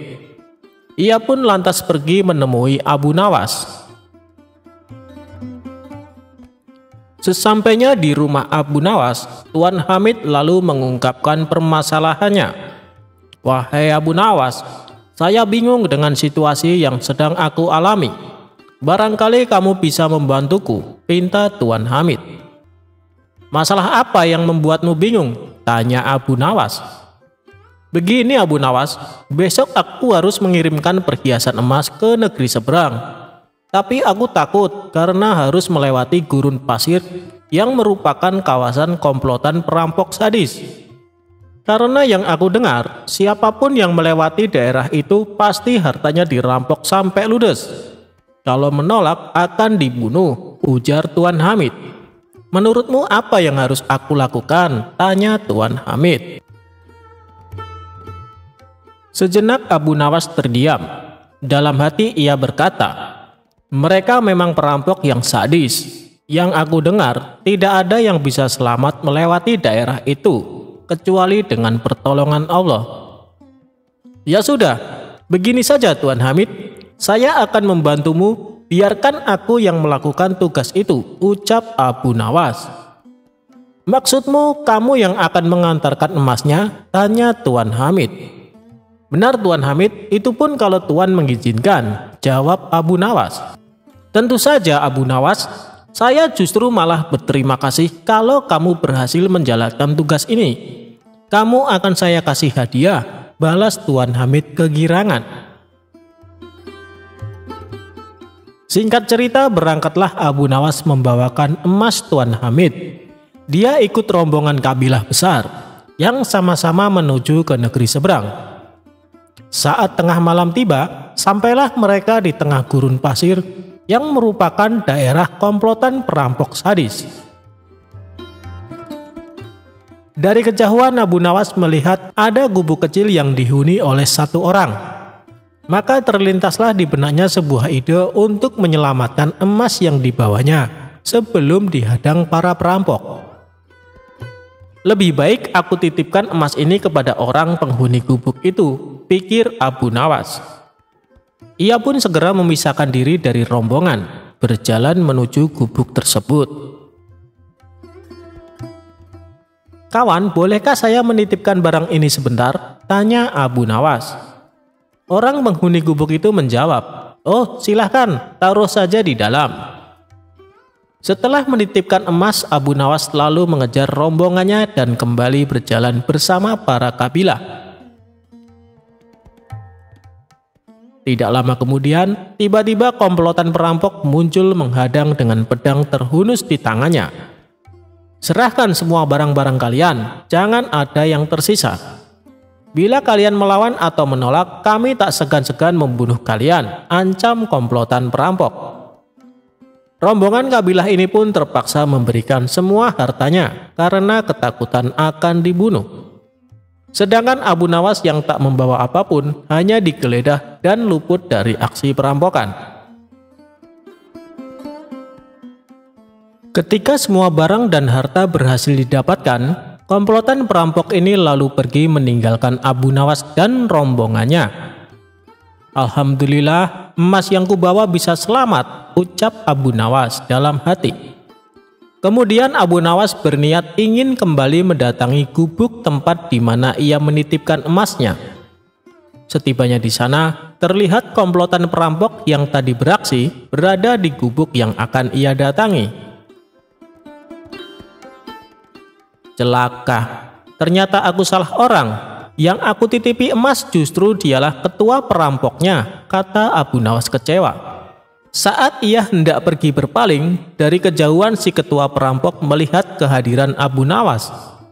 "Hei tuan, kemarilah, jangan takut," teriaknya. Sesaat Abu Nawas ragu dengan tawaran ketua perampok tersebut. "Kalaupun aku lari, aku pasti akan mudah ditangkap mereka, dan bisa-bisa aku dibunuhnya. Lebih baik aku datangi saja. Hanya kepada Allah aku meminta perlindungan," ucap Abu Nawas dalam hati. Lalu Abu Nawas memberanikan diri menghampiri mereka. "Tuan, mau mengambil barang titipan Tuan?" tanya ketua perampok. "Benar, saya kesini berniat untuk mengambilnya," jawab Abu Nawas. "Ambillah dan segera tinggalkan tempat ini," ucap ketua perampok. Abu Nawas sempat terkejut dan heran dengan ucapannya. Tak ingin membuang waktu, Abu Nawas segera mengambil emas titipannya dan pergi meninggalkan tempat itu. Saat Abu Nawas berjalan menjauh, sayup-sayup ia mendengar percakapan para komplotan perampok tersebut. "Kenapa membiarkan orang asing itu mengambil hartanya?" tanya salah satu anak buahnya. Sang ketua perampok menjawab, "Orang asing itu telah mempercayaiku. Seperti aku mempercayai Allah akan menerima taubatku suatu saat nanti. Aku hargai kepercayaan orang asing itu agar Allah menghargai kepercayaanku pula." Mendengar hal itu, barulah Abu Nawas tahu bahwa sebenarnya si ketua perampok adalah orang yang ingin bertobat.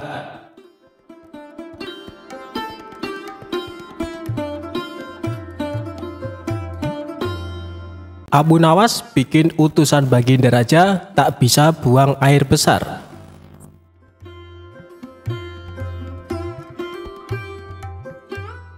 Sudah beberapa hari sosok Abu Nawas tidak hadir di istana.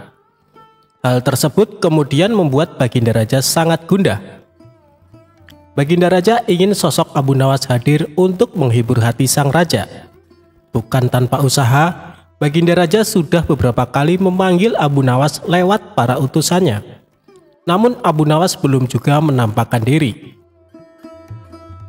Setelah lama berpikir mencari cara agar Abu Nawas mau datang ke istana, Baginda Raja akhirnya menemukan ide yang bisa membuat Abu Nawas bisa hadir di istana. Raja kemudian memanggil 3 orang prajurit dan menyuruh mereka pergi ke rumah Abu Nawas agar buang air besar di tempat tidurnya. "Pengawal, pergilah ke rumah Abu Nawas dan beraklah di tempat tidurnya. Dan kalau kalian berhasil, maka masing-masing akan aku berikan uang 1000 dirham," ujar Baginda Raja. Tanpa pikir panjang, ketiga utusan Baginda Raja tersebut langsung menerima perintah sang raja. "Daulat Paduka," jawab ketiga prajurit tersebut secara bersamaan. Mereka pun langsung berangkat menuju rumah Abu Nawas sesuai perintah Baginda Raja. Sementara itu, duduk di sebelah raja ada Ki Patih yang mendengar obrolan rajanya dengan ketiga prajurit tersebut. Ki Patih yang mendengar raja memberikan tugas kepada 3 prajurit tersebut pun memberanikan diri untuk bertanya kepada sang raja. Ia merasa aneh dengan tugas yang diberikan Baginda Raja. "Maaf Paduka, bukankah tugas yang diberikan itu tampak aneh dan menghina?" tanya Patih. "Patih, memang benar, tapi itulah siasatku agar Abu Nawas segera hadir ke istana," jawab Baginda Raja. "Apakah gerangan rencana Baginda?" tanya Ki Patih belum paham. "Nanti kamu akan segera mengetahuinya. Sekarang kamu ikutilah ketiga anak buahmu itu dan intailah mereka, lalu sampaikan kepada Abu Nawas. Bila dia berhasil menggagalkan tugas pengawalnya, maka Abu Nawas akan aku beri uang 3000 dirham dan sekaligus ia boleh memukul utusanku itu," kata Baginda Raja. Prajurit tiba di rumah Abu Nawas. Dengan perasaan yang masih bingung, Patih segera melaksanakan perintah raja. Dia segera berkemas dan menuju ke rumah Abu Nawas. Para prajurit Baginda Raja yang sudah berangkat lebih dulu akhirnya tiba di rumah Abu Nawas. Tanpa basa-basi, ketiganya langsung mengetuk pintu rumah Abu Nawas. Tak lama setelah itu, Abu Nawas pun membukakan pintu dan bertemu ketiga utusan Baginda Raja. "Kami diutus oleh Baginda Raja untuk buang air besar di tempat tidurmu. Karena ini perintah Raja, kamu tidak boleh menolak," kata salah satu prajurit. "Saya sama sekali tidak keberatan. Silakan saja kalau kalian mampu melaksanakan perintah Raja," jawab Abu Nawas dengan santai. "Betul?" tanya prajurit raja memastikan. "Ya, silakan saja," sahut Abu Nawas. Abu Nawas mengawasi orang-orang itu beranjak ke tempat tidurnya dengan perasaan geram yang sudah ia tahan. Berak di tempat tidurku. Betul-betul kelewatan," gumam Abu Nawas dalam hati. Tak mau ranjang tidurnya dikotori, Abu Nawas memutar otaknya untuk mencari cara agar para utusan Baginda Raja tersebut mengurungkan niatnya. Setelah berpikir beberapa saat, Abu Nawas akhirnya menemukan cara untuk menggagalkan tugas para utusan tersebut. Pada saat utusan itu hendak bersiap-siap buang air besar, mendadak Abu Nawas berkata di balik jendela kamar, "Hei para utusan raja, ada yang lupa saya sampaikan kepada kalian," kata Abu Nawas. "Apa itu?" tanya salah satu utusan raja. "Saya ingatkan supaya kalian jangan melebihi perintah Baginda Raja. Jika kalian melanggar, saya akan pukul kalian dengan sebuah pentungan besar, dan setelah itu saya akan laporkan kepada Baginda bahwa kalian melanggar perintahnya," jelas Abu Nawas. Dengan cekatan, Abu Nawas segera mengambil sebatang kayu besar yang ada di dapur rumahnya. Abu Nawas kemudian berlari kembali ke kamarnya dengan membawa pentungan kayu besar yang ia ambil di dapur rumahnya. "Hei, apa maksudmu tadi Abu Nawas?" tanya salah satu utusan. "Ingat, perintah raja hanya buang air besar saja dan tidak boleh lebih dari itu," jawab Abu Nawas. "Ya, benar," jawab utusan raja. "Aku ulangi lagi, hanya buang air besar saja, tidak boleh lebih. Ingat, tidak boleh kencing, tidak boleh buka celana, tidak boleh cebok, hanya buang air besar saja," tegas Abu Nawas. "Mana mungkin, "Itu tidak mungkin, kami juga harus buka celana dan kencing," jawab salah satu utusan. "Aku akan pukul kalian sekeras-kerasnya jika kalian melanggar perintah raja," sahut Abu Nawas. Ketiga utusan baginda raja tersebut hanya bisa saling pandang kebingungan dengan ucapan Abu Nawas. Di tengah kebingungan tersebut, tiba-tiba ada suara memanggil Abu Nawas. Rupanya suara tersebut datang dari Kipatih yang memang diutus baginda raja untuk mengawasi ketiga utusannya. Melihat keberadaan Kipatih, Abu Nawas dan ketiga utusan raja segera berkumpul untuk menemui suara tersebut. "Aku sudah mendengar perdebatan kalian. Baginda raja memang memerintahkan para utusan untuk berak di tempat tidurmu. Jika 3 orang ini sanggup, mereka masing-masing akan mendapatkan 1000 dirham. Jika mereka gagal, maka mereka boleh engkau pukul sesuka hatimu," kata Kipatih. "Oh begitu, lalu hadiah dari baginda untukku berapa tuanku?" tanya Abu Nawas. "Sekarang juga engkau boleh menghadap baginda raja untuk menerima 3000 dirham, jawab Kipatih. Mendengar jawaban Kipatih, Abu Nawas dibuat kaget serta gembira. Sebelum menghadap baginda raja, Abu Nawas kembali mengambil pentungannya lalu mengejar ketiga utusan raja yang hampir buang air besar di ranjangnya. Ketiga utusan tersebut lari terbirit-birit. Kipatih dan Abu Nawas dibuat tertawa terpingkal-pingkal dengan tingkah ketiga utusan tersebut.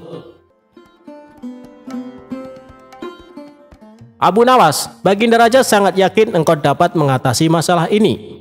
Baginda memang menginginkan kehadiranmu di istana untuk menghibur hatinya yang saat ini sedang gundah gulana," jelas Kipatih. Abu Nawas menyetujui perintah Kipatih, dan mereka segera berangkat menuju istana untuk menemui baginda raja serta mengambil hadiah 3000 dirham.